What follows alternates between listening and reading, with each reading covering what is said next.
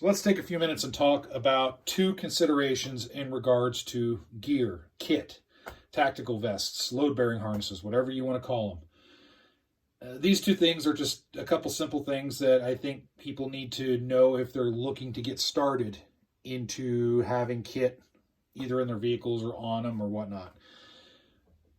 So first thing is, what are you wanting to do with your setup? What's the goal? Is it long-term survival out in a wooded area away from everybody? Are you in an urban area and you're just trying to get home? Are you, what's the goal? Are you in a static defensive position? What's the mindset that you're wanting to accomplish with your gear? Are you looking for something a little bit all the above? There's a lot of different things.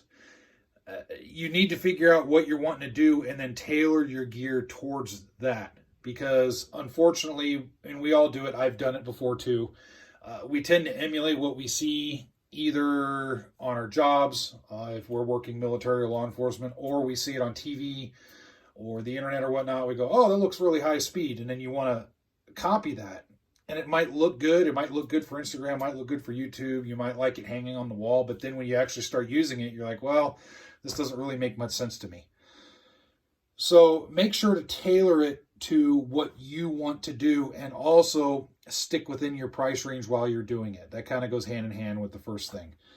It does no good to have to buy a piece of gear that has a ton of sewn on pistol pouches when you have no use for those pistol pouches.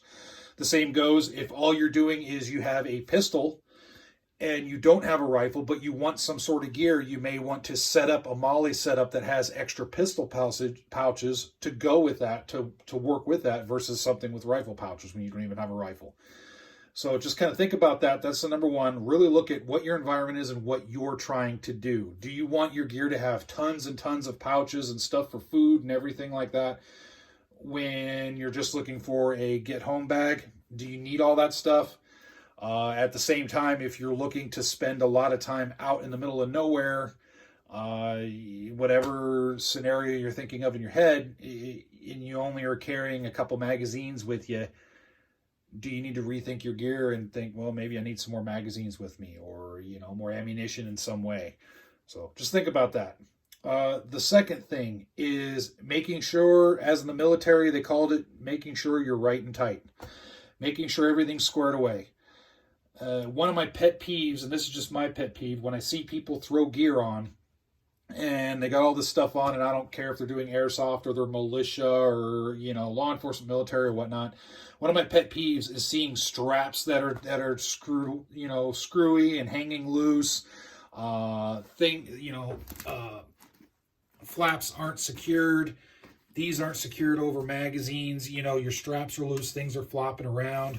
For example, back here, this is a really big offender.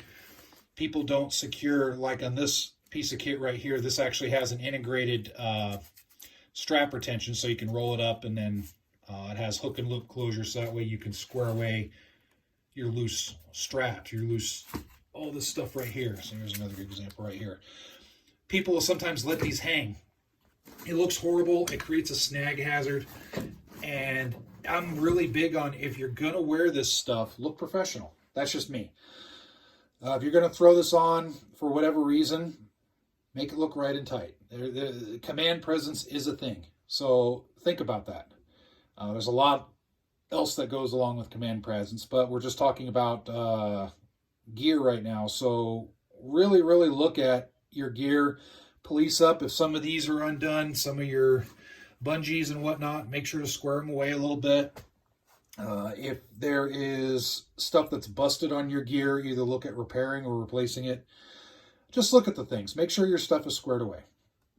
So with that said, feel free to leave some comments. That's just two things I wanted to go over. Just making sure you know what you're doing before you set up your gear, and then making sure it's squared away after you set it up. There's a lot more that goes along with that squaring away, but I just wanted to focus more on just the straps and the straps and buttons and flaps and all that stuff. Just make sure your stuff is closed and good to go. All right, thanks a lot for watching as always, and stay safe out there.